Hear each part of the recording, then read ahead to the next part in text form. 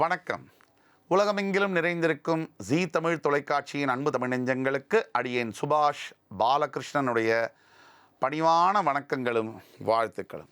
வாங்க என் அருமை மிக்க தமிழ் நெஞ்சங்களே, இன்றைக்கு நம்ம பார்க்க போகிற செய்தி என்ன?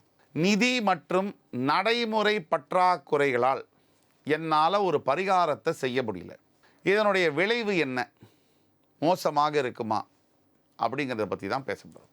பரிகாரம்னா என்ன? நாம் இந்து மத தர்மத்திற்குட்பட்டு சில தோஷங்கள் ஜாதகத்தில் இருக்குதுன்னு வச்சுக்குவோம். அதற்கான தெய்வ வழிபாடுகளை பரிகாரம்னு சொல்லலாமா, தெய்வ பிரார்த்தனைகளை பரிகாரம்னு சொல்லலாம். அதாவது மனித சக்திக்கு அப்பாற்பட்டு சில விஷயங்கள் இருக்குது. சிலருக்கு வீட்டில் பட்ட இடம் படும், சுட்ட இடம் சுடுன்னு சொல்லுவாங்க. மறுபடி மறுபடி மறுபடி மறுபடி பணம் சம்பந்தப்பட்ட பிரச்சனைகள், தரித்திரம், பணப்பற்றாக்குறை, பணம் இல்லாத போதும் பணம் நிறைய இருக்கின்ற போதும் செலவு, அதிகமான செலவு, கையில் தங்கிறதில்ல. இதற்கெல்லாம் தோஷம்னு பெயர் வைக்கலாமா? நம்ம கண்ணுக்கு தெரியாத, அறிவியல் முறையில் நமக்கு விளங்காத விஷயங்கள். இதை நம்ம ஜோதிடத்தில் கணிக்க முடியுது.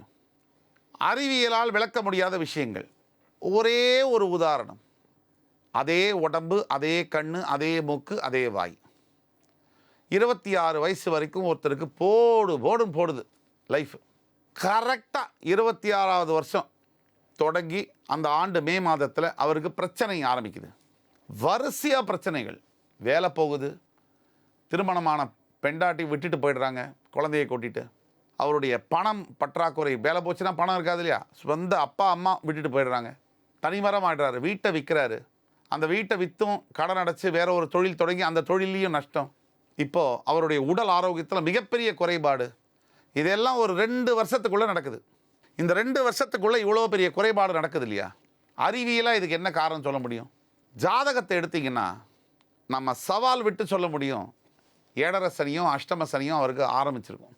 இப்படி நம்முடைய வாழ்க்கையில் நடக்கக்கூடிய பல விஷயங்கள். நிதி பற்றாக்குறை ஏற்படுது, நமக்கு வசதி இல்லை, அதை நம்ம தோஷம்னு சொல்கிறோம் ஜோதிடத்தில். அந்த தோஷங்கள் தொடர்ந்து நடக்கக்கூடிய விஷயங்களை தான் தோஷம்னு சொல்கிறோம். ஒரே விஷயத்தில் தொடர்ந்து பிரச்சனைகள் வரக்கூடியதை தோஷம்னு சொல்கிறோம். ஒருத்தருக்கு 1 திருமணம், 2 திருமணம், 3 திருமணம், 4 திருமணம் எல்லாமே ஃபெயிலியர், அதை தோஷம்னு சொல்கிறோம். அதற்கு பிறகு பார்த்திங்கன்னா குழந்தை பிறப்பு 5 வருஷம், 10 வருஷம், 15 வருஷம், 20 வருஷம் ஆகியும் குழந்தை பிறப்பு இல்லை, ஆனால் உடம்புலையும் எந்த பிரச்சனையும் இல்லை, இதை தோஷம்னு சொல்கிறோம். இப்போ இந்த மாதிரியான விஷயங்களில் பரிகாரம் செய்யணும். தெய்வ பிரார்த்தனைகள்னு சொல்லலாமா? அந்த விஷயத்தை செய்யணும். அதுக்கு நம்மக்கிட்ட பணம் இல்லை, நடைமுறையில் நமக்கு சாத்தியமும் இல்லை. இது செய்யாமல் விட்டால் பிரச்சனைகள் வருமா? இதுதான் கேள்வி. கடவுள் யார் அப்படின்னு நம்ம தெரிஞ்சுக்கணும்னா, எந்த ஒரு படைப்பையும் துன்பப்படுத்த வேண்டும், அவரை கஷ்டப்படுத்தணும், வேணுமென்ட்டே அவரை சிரமப்படுத்தணும்னு அவர் படைக்கிறது இல்லை. அவன் பூவிரியும் சோலையிலே மணப்பான், குயில் பூங்குழலின் தேன்குரலில் இனிப்பான், குளிர் கொடிவிடையும் கனிகளிலே இனிப்பான். இது கடவுள் அவர் நினைச்சாருன்னா நல்லதை தான் செய்வார். அப்போது முடியாத விஷயத்துக்கு இந்து தர்மத்தில் ஒரு விஷயம் சொல்கிறாங்க. எனக்கு நிதி பற்றாக்குறை இருக்குது, என்னால் முடியல.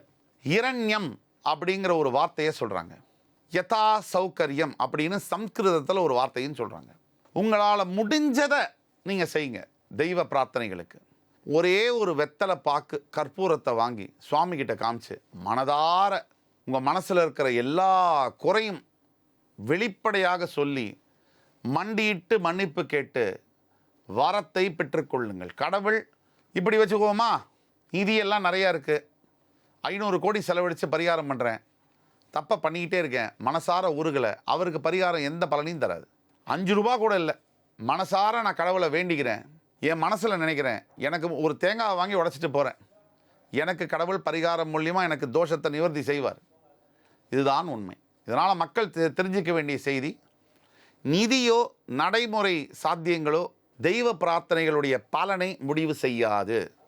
மனமும் உங்களுடைய பக்தியும் மட்டுமே முடிவு செய்யும் என்பதை நன்கு புரிந்து கொள்ள வேண்டும். அடுத்து வேறொரு காணொலியில் வேறொரு சந்தர்ப்பத்தில் உங்கள் அத்துணை பேரையும் சந்திக்கும் வரை உங்களிடமிருந்து விடைபெறுவது உங்கள் சுபாஷ் பாலகிருஷ்ணன். நன்றி, வணக்கம், வாழ்க வளமுடன்.